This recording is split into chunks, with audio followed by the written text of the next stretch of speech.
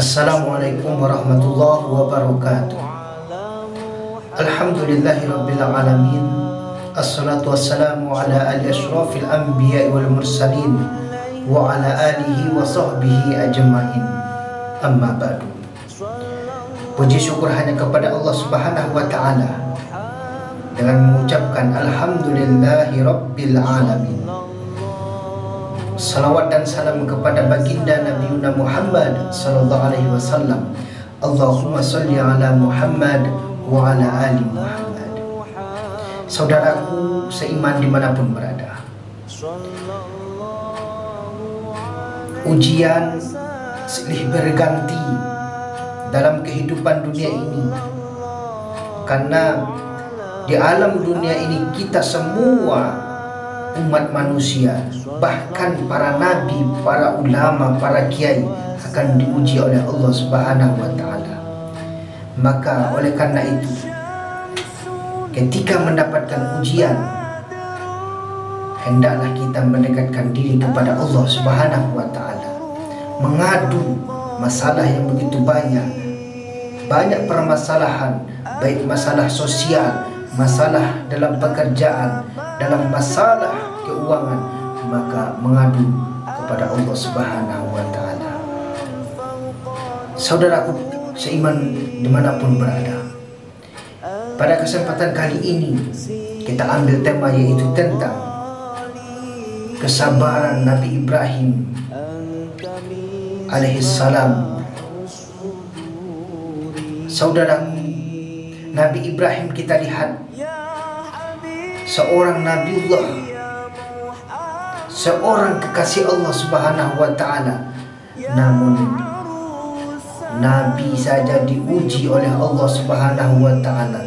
Ujiannya luar biasa hebatnya, saudaraku. Tak ada nabi yang duduk santai di rumahnya. Tidak ada nabi yang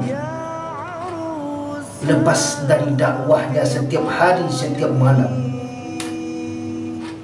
Nabi Ibrahim kita lihat, saudaraku, diuji oleh Allah Subhanahu wa taala, yaitu yang pertama dengan orang tuanya, yaitu ayah kandungnya yang bernama Azar. Ayah kandungnya seorang yang kita kenal pembuat patung berhala ketika di zaman Raja Namrud, seorang penguasa yang begitu gagah, begitu hebat, begitu banyak kekuasaannya. Namun sayangnya penguasa tersebut menyembah berhala.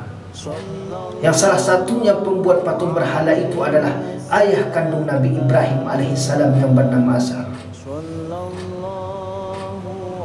Ketika suatu hari Nabi Ibrahim mendakwahi ayah kandungnya yang bernama Azar, "Wahai ayahku, berhentilah membuat patung dan sembahlah Allah Subhanahu wa taala." Lalu apa yang dijawab oleh ayah kandung Nabi Ibrahim alaihissalam? Jawaban yang tidak kita inginkan, yaitu, "Wahai Ibrahim, berhentilah mendakwahi aku. Ketika engkau masih mau mendakwahi aku, nanti akan kupenggal lehermu." Inilah jawaban ayah kandung Nabi Ibrahim alaihissalam terhadap apa yang didakwahkan oleh Nabi Ibrahim kepada ayah kandungnya. Diuji dengan ayah kandungnya. Apakah Nabi Ibrahim mengalah? Apakah Nabi Ibrahim menyerah? Tidak. Nabi Ibrahim alaihissalam selalu mendoakan ayahnya yang bernama Azar agar kembali ke jalan Allah dan beribadah kepada Allah Subhanahu wa taala dan menyembah Allah Subhanahu wa taala. Setelah itu Nabi Ibrahim lolos dengan ujian ayahnya. Diuji Allah Subhanahu wa taala yang kedua, yaitu dengan penguasa yang zalim yang bernama Raja Namrud. Raja Namrud ini menyembah berhala. Dia seorang raja yang sangat hebat, yang sangat kuat ketika itu. Raja Namrud ini tahu bahwa Nabi Ibrahim alaihissalam tidak menyembah nenek moyang mereka. Seketika waktu Raja Namrud dan pengikutnya pergi, yaitu berburu, Nabi Ibrahim alaihissalam tinggal di kota tersebut. Dan pada hari itu Nabi Ibrahim alaihissalam menghancurkan semua patung-patung berhala dan ditinggalkan satu patung yang paling besar. Ketika Raja Namrud pulang dari berburu, Raja Namrud dan pengikutnya pun terheran. Mereka tersentak dengan patung-patung yang berserakan. Lalu Raja Namrud langsung berpikir, tangkap Nabi Ibrahim, karena dialah yang menghancurkan patung-patung berhala ini. Dibawalah Nabi Ibrahim oleh tentara Raja Namrud ke istana. Setelah itu apa yang terjadi? Sampainya di istana, Nabi Ibrahim ditanya oleh Raja Namrud, "Wahai Nabi Ibrahim, engkaulah yang menghancurkan patung-patung berhala kami." Lalu Nabi Ibrahim menunjuk patung yang paling besar yang masih kokoh. "Wahai Raja Namrud, dia itu yang menghancurkan berhala-berhala anak buahnya," sambil menunjuk dirinya dan menunjuk yaitu patung berhala tersebut. Lalu Raja Namrud pun berpikir bahwa yang menghancurkan patung yang lainnya adalah patung yang paling besar. Nabi Ibrahim mengajak Raja Namrud dan pengikutnya bahwa yang kalian sembah itu adalah patung yang menghancurkan, yaitu patung-patung berhala yang kecil adalah patung yang paling besar. Mendengar ucapan Nabi Ibrahim alaihissalam, Raja Namrud pun terdiam, tak bisa menjawab sedikit pun.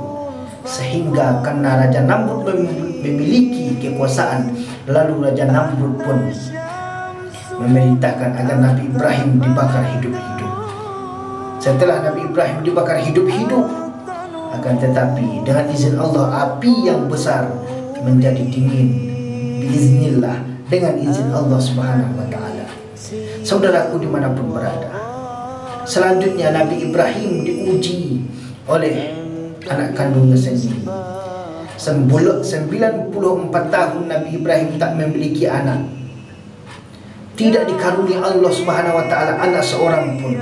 Lalu Nabi Ibrahim di umur yang sangat tua, 94 tahun, dan istrinya 92 tahun, yang bernama Siti Hajar, yaitu Nabi Ibrahim diuji dengan anaknya yang kandungnya yang bernama Ismail agar disembelih, padahal anak kandungnya yang sangat elok dipandang mata, yang sangat baik, yang sangat diharapkan kehadirannya oleh Nabi Ibrahim alaihissalam.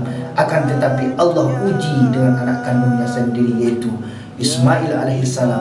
Nabi Ibrahim diperintahkan Allah agar menyembelih anak kandungnya yang bernama Ismail. Setelah itu apa yang terjadi? Nabi Ibrahim pun menyembelih anak kandungnya yang bernama Ismail. Lantas Allah mengganti Ismail dengan seekor domba yang sangat besar. Begitulah ujian Nabi Ibrahim alaihissalam dalam kehidupannya. Namun Allah Subhanahu wa ta'ala mengganti semua apa yang telah diberikan oleh Nabi Ibrahim. Rela Nabi Ibrahim, yaitu berkorban demi Allah Subhanahu wa ta'ala. Lulus Nabi Ibrahim dengan ujian dengan ayahnya, lulus Nabi Ibrahim ujian dengan penguasa, lulus Nabi Ibrahim ujian dengan anak kandungnya sendiri, sehingga Nabi Ibrahim diangkat seorang kekasih Allah Subhanahu wa ta'ala. Dari cerita tersebut, dari kisah tersebut, dapat kita simpulkan ujian yang begitu banyak dalam kehidupan kita, serahkan semua kepada Allah dan mengadulah kepada Allah Subhanahu wa ta'ala. Assalamualaikum warahmatullahi wabarakatuh.